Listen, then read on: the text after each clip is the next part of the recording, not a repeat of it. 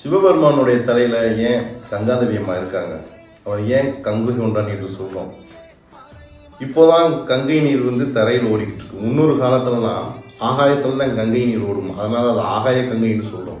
அப்போது வாழ்ந்த அரசர்கள் அவருடைய முன்னோர்களுடைய அஸ்தியை கரைப்பதற்காக கங்காதேவியுடைய கங்கை நீர் தரையில் ஓடுறதுக்காக பல நாட்கள் தவம் இருந்து கங்கை தேவி அம்மா வரம் வாங்கி கேட்டதுக்கு அவங்க தரையில் இறங்குறதுக்கு தயாராக இருக்கேன் கங்காதேவி அம்மா சொல்கிறாங்க. அப்படி நான் தரையில் இறங்கும்போது இந்த உலகம் நேரடியாக பட்டால் பெரிய பேரிழப்பு ஏற்படும். அதை தாங்குகிற சக்தி சிவபெருமான் மட்டும்தான் இருக்குன்னு சொன்னதுனால மறுபடியும் அந்த அரசர் பல நாட்கள் மறுபடியும் தவம் இருந்து சிவபெருமான்கிட்ட வர வாங்கி அதன் அடிப்படையில் தான் சிவபெருமான் அதை தாங்கி ஆகாய கங்கையை தாங்கி தரையில் வந்தார். அதனால தான் சிவபெருமான் தலையில் கங்காதேவியமாக இருப்பாங்க. அதனால அவர் கங்கை கொண்டான்னு சொல்கிறோம்.